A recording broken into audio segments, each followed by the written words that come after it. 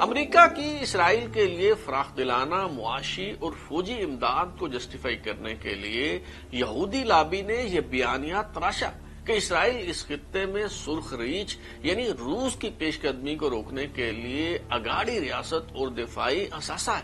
مگر جب روس دولخت ہونے کے بعد سرد جنگ ختم ہو گئی اور خلیجی جنگ میں یہ بات ثابت ہو گئی کہ اسرائیل امریکہ کا اسٹریٹجک ایسٹ نہیں بلکہ لائبلٹی بن چکا ہے، تو ایک نیا فسانہ تراشا گیا کہ اسرائیل دہشت گردی کے خلاف امریکی جنگ میں شراکت دار اور ناگزیر اتحادی ہے۔ یہ مفروضہ کس قدر جھوٹا اور غیر حقیقی ہے۔ کتاب کہانی کی منی سیریز جیوش لابی میں آج ہم یہی سب کچھ جاننے کی کوشش کریں گے۔ اس سلسلے کی دوسری قسط کے ساتھ میں ہوں بلال غوری اور آپ دیکھ رہے ہیں ترازو۔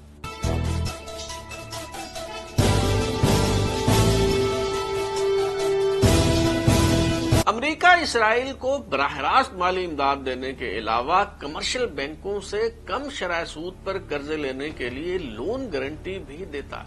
مثال کے طور پر اسرائیل نے امریکہ کی لون گارنٹی پر 1990 میں $10 بلین جبکہ 2003 میں $9 بلین کا قرضہ لیا۔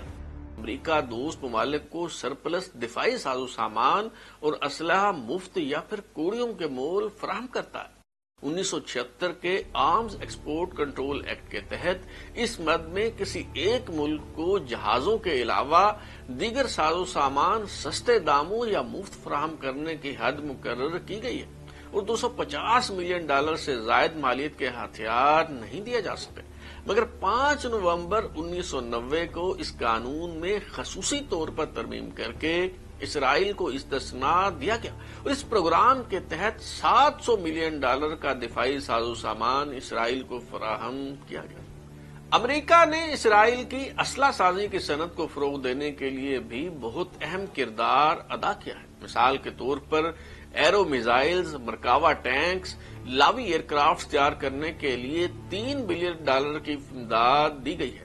مالی سال 2004 کے امریکی بجٹ میں $136 ملین ایرو میزائل پروجیکٹ کے لیے مختص کیے گئے۔ بظاہر اس منصوبے کو جائنٹ وینچر کا نام دیا گیا، لیکن اس سے اسرائیل ہی مستفید ہوتا ہے کیونکہ امریکہ نے کبھی یہ ہتھیار استعمال نہیں کیے۔ 2008 میں یہ منصوبہ بنایا گیا کہ امریکہ $400 ملین خرچ کر کے اسرائیل میں اسلحہ ذخیرہ کرے گا تاکہ کسی بھی ریجنل کرائسس کی صورت میں استعمال کیا جا سکے۔ یہ اسلحہ اسرائیلی فوج بھی استعمال کر سکتی ہے اور لیبنان کے خلاف جنگ میں اس اسلحہ کو اسرائیلی فوج نے استعمال بھی کیا۔ امریکہ کی سہولت کاری کی وجہ سے اسرائیل ہتھیار فروخت کرنے والے ممالک کی فہرست میں 8ویں نمبر پر آ چکا ہے۔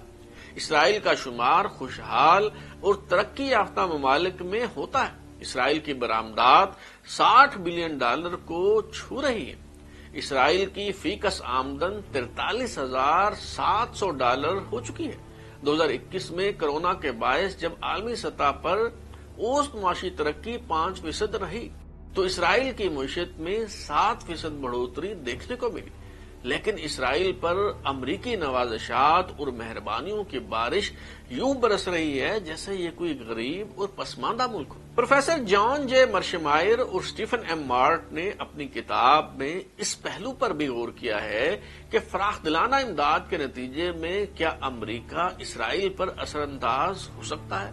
اس کا جواب یہ ہے کہ دنیا بھر کو تو امریکہ سٹک اینڈ کیرٹ پالیسی یعنی چھڑی اور گاجر سے ہی ہانکتا ہے، مگر اسرائیل کے حوالے سے ڈنڈا استعمال نہیں کیا جا سکتا بلکہ گاجروں کی تعداد ہی بڑھانا پڑتی ہے۔ امریکی مصنفین اپنی تحقیق پر مبنی کتاب the Israel lobby and US foreign policy میں لکھتے ہیں کہ نومبر 1967 میں اقوام متحدہ کی قرارداد نمبر 242 کی روشنی میں اسرائیلی کابینہ نے منظوری دی کہ 6 روزہ جنگ کے دوران جن علاقوں پر قبضہ کیا گیا ہے وہ واپس کر دیے جائیں، لیکن اس پر عمل درآمد تب ہوا جب امریکی صدر نکسن نے ذاتی طور پر اس بات کی یقین دہانی کروائی کہ امریکہ اسرائیل کو جنگی جہاز دے گا۔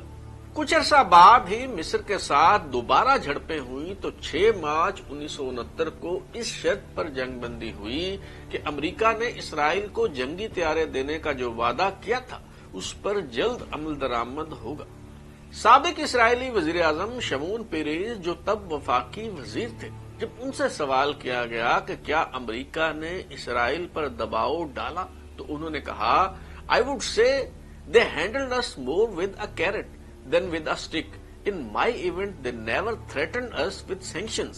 نکسن کے دور میں اختیار کی گئی یہ امریکی پالیسی بعد ازاں صدر Ford, Jimmy Carter, George Bush senior, صدر Bill Clinton, George Bush junior, Barack Hussein Obama اور ڈونلڈ ٹرمپ کے دور میں بھی جاری رہی۔ جب اسرائیل نے مصر کے صدر انور سادات کے ساتھ امن معاہدے پر دستخط کرنے کے لیے آمادگی ظاہر کی تو امریکی وزیر خارجہ ہنری کسنجر نے نہ صرف اسرائیل کی تیل کی ضروریات پوری کرنے کی یقین دہانی کروائی بلکہ امریکہ کی طرف سے فراہم کی جانے والی امداد میں بھی خاطر خواہ اضافہ ہوا۔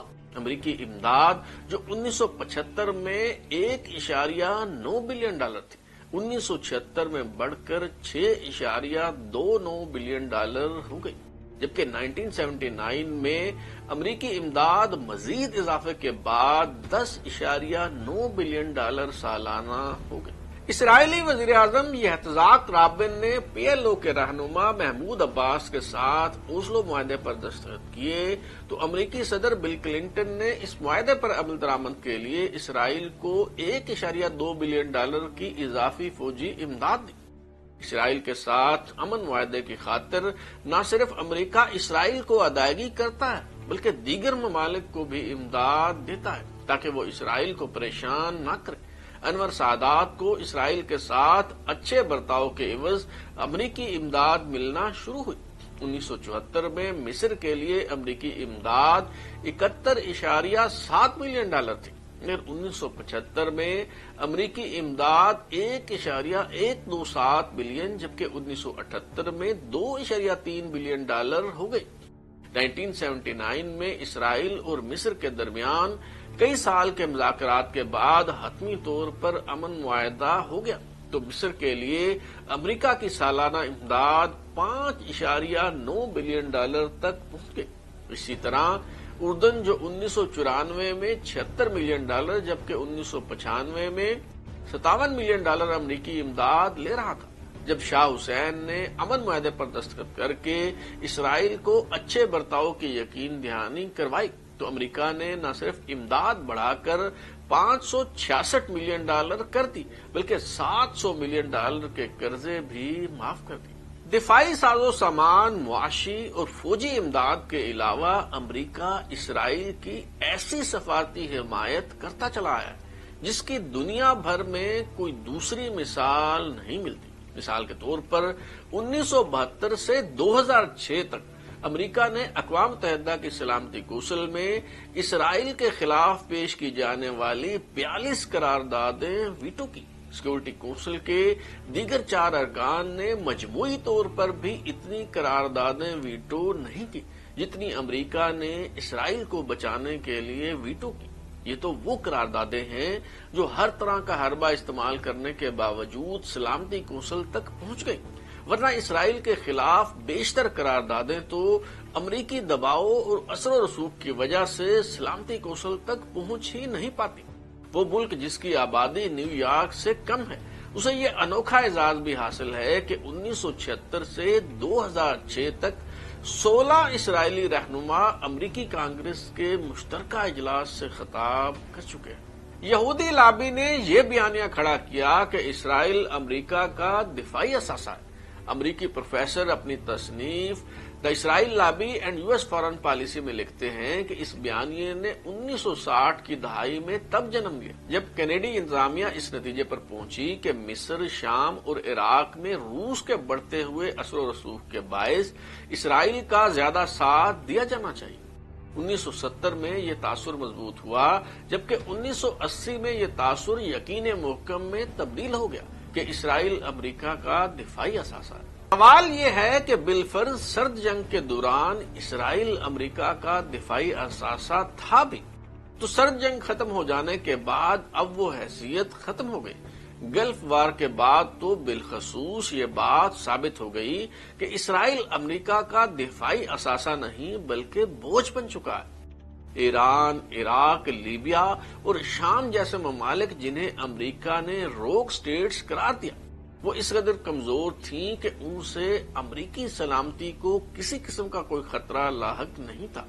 ان چاروں ممالک کی مجموعی آبادی امریکہ کے مقابلے میں 40% تھی۔ ان کی مجموعی جی ڈی پی امریکہ کے مقابلے میں محض 5% تھی، جبکہ یہ چاروں ملک مل کر جو دفاعی اخراجات کیا کرتے تھے وہ امریکہ کے دفاعی بجٹ کا محض 3% تھے۔ تو یہ امریکہ کے لیے خطرہ کیسے بن سکتے تھے؟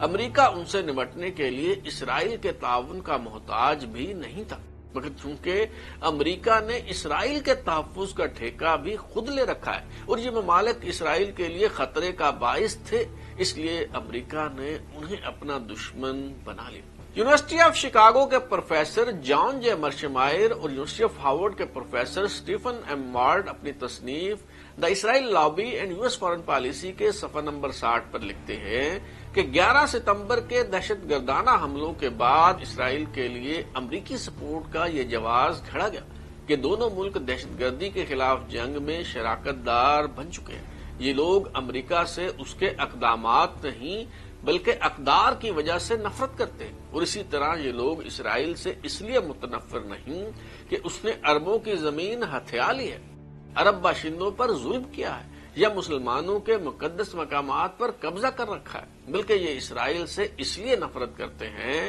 کہ وہ امریکہ کی طرح جدید مغربی اور جمہوری روایات کا حامل ہے۔ اس نئے بیانیے کا مقصد یہ تاثر دور کرنا ہے کہ اسرائیل کی بے جا حمایت کی وجہ سے دنیا بھر کے لوگ امریکہ سے نفرت کرتے ہیں۔ ایریل شیرون جب 11 ستمبر کے بعد امریکہ آئے تو انہوں نے یہی راگ الاپتے ہوئے کہا کہ آپ امریکہ میں دہشت گردی کے خلاف جنگ لڑ رہے ہیں، ہم اسرائیل میں دہشت گردی کے خلاف جنگ لڑ رہے ہیں۔ ایریل شیرون نے امریکی صدر جارج بش کو وائلن کی دھن کی طرح بجاتے ہوئے کہا کہ یہ ایک ہی جنگ ہے، دہشت گردی ہے جہاں بھی ہو، بلکہ میں آپ کی جنگ لڑ رہا ہوں، حماس اور حزب اللہ یہ آپ کے دشمن ہیں۔ 2002 میں نیتن یاہو نے امریکی سینٹ میں تقریر کرتے ہوئے کہا کہ یاسر عرفات دہشت گرد تیار کرنے والے جو کارخانے چلا رہا ہے، اگر انہیں ختم نہ کیا گیا تو یہ خودکش بمبار بہت جلد آپ کے شہروں میں دھماکے کر رہے ہوں گے۔ اگر اس پاگل پن کو ختم نہ کیا گیا تو یہ کل کو آپ کی سپر مارکیٹس، آپ کی بسوں، آپ کی پیزا شاپس اور آپ کے ریسٹورینٹس پر حملہ آور ہوں گے۔ اسرائیلی وزیر اعظم ایہود اولمرٹ نے 2006 میں امریکی کانگریس سے خطاب کرتے ہوئے ایک بار پھر یہی منجن بیچا اور کہا Our countries do not just share the experience and pain of terrorism. We share commitment and resolve to confront the brutal terrorists that took these innocent people from us. اسرائیل کے حمایتی امریکی سیاستدان بھی رفتہ رفتہ یہی زبان بولنے لگے۔ مثال کے طور پر سینیٹر چارلز شومبر نے کہا طالبان اور پی ایل او میں کوئی فرق نہیں، اسرائیل امریکہ کی طرح مظلوم ہے، جبکہ یاسر عرفات ویسے ہی دہشت گرد ہے جیسے ملا عمر۔ اپریل 2002 کو امریکی ایوان نمائندگان میں 21 کے مقابلے میں 352 ووٹوں، جبکہ مئی 2002 میں امریکی سینٹ سے 2 کے مقابلے میں 94 ووٹوں سے ایک جیسی 2 قراردادیں منظور کی گئی، جن میں کہا گیا کہ امریکہ اور اسرائیل اب دہشت گردی کے خلاف مشترکہ جدوجہد کر رہے ہیں۔ اسی پالیسی کے تناظر میں صدر بش نے ایران کو برائی کا محور قرار دیا، جبکہ امریکی وزیر دفاع ڈونلڈ رمزفیلڈ نے کہا کہ جس طرح امریکی دہشت گردی کا مقابلہ کر رہے ہیں، اسرائیل بھی اسی طرح دہشت گردی کے خلاف جنگ لڑ رہا ہے۔ امریکی مصنفین اپنی تحقیق پر مبنی کتاب the Israel lobby and U S foreign policy میں لکھتے ہیں کہ دہشت گردی وہ ہتھیار ہے جو کمزور گروہ تب استعمال کرتے ہیں جب وہ خود سے کہیں زیادہ بڑی طاقتوں کے خلاف نبرد آزما ہوتے ہیں۔ صہیونیوں نے دہشت گردی کو تب بطور ہتھیار استعمال کیا جب وہ فلسطین سے برطانیہ کو نکال کر یہاں اپنی ریاست تشکیل دینا چاہ رہے تھے۔ مثال کے طور پر صہیونیوں نے 1946 میں یروشلم کے کنگ ڈیوڈ ہوٹل میں دھماکہ کیا اور 1948 میں اقوام متحدہ کے مصالحت کار فوک برنارڈوٹ کو نشانہ بنایا۔ امریکہ نے ماضی میں بعض دہشت گرد تنظیموں کی سرپرستی کی۔ امریکی صدور نے ماضی کے کئی دہشت گردوں کو وائٹ ہاؤس میں مدعو کیا۔ مثلا یاسر عرفات، اسرائیلی وزیر اعظم میناکم بیگن اور یہ احتزاق شمیر جنہوں نے صہیونی دہشت گرد تنظیموں میں مرکزی کردار ادا کیا۔ یونیورسٹی آف شکاگو کے پروفیسر جان جے مرشمائر اور یونیورسٹی آف ہارورڈ کے پروفیسر اسٹیفن ایم مارٹ نے حقائق کی روشنی میں ثابت کیا ہے کہ حزب اللہ ہو یا پھر حماس، ان سے امریکہ کو کوئی خطرہ نہیں، بلکہ امریکہ کو اسرائیل کی بیجا حمایت کی وجہ سے دہشت گردی کا سامنا ہے۔ ورلڈ ٹریڈ سینٹر پر حملے کرنے والا رمزی یوسف ہو، اسامہ بن لادن یا پھر اس جیسے دیگر دہشت گرد، یہ اس لیے امریکہ کے خلاف لڑ رہے ہیں کہ اسرائیل امریکہ کی تائید و حمایت سے ان کی زمین ہتھیانے کے بعد ان پر ظلم و ستم ڈھا رہا ہے۔ اسرائیل دہشت گردی کے خلاف جنگ میں امریکہ کا ناگزیر اتحادی نہیں، بلکہ اس کا ساتھ دینے کی وجہ سے عرب اور مسلمان دنیا میں امریکہ کی دشمنی بڑھ رہی ہے اور امریکہ کو دہشت گردی کا سامنا کرنا پڑ رہا ہے۔ 11 ستمبر کے واقعات کی تحقیقات کے لیے امریکہ میں جو کمیشن تشکیل دیا گیا، اس نے بھی یہی نتیجہ اخذ کیا۔ امریکہ میں مضبوط ترین یہودی لابی کے تباہ کن اثرات بیان کرنے کا سلسلہ جاری ہے۔ اگر آپ اپنی رائے دینا چاہتے ہیں یا پھر کوئی تجویز تو ہمارا واٹس ایپ نمبر 033284105337 دستیاب ہے۔ اپنا فیڈ بیک دیں، لائک کریں، سبسکرائب کرنے کے بعد بیل آئکن یعنی گھنٹی دبائیں اور دیکھتے رہیں ہمارا چینل ترازو۔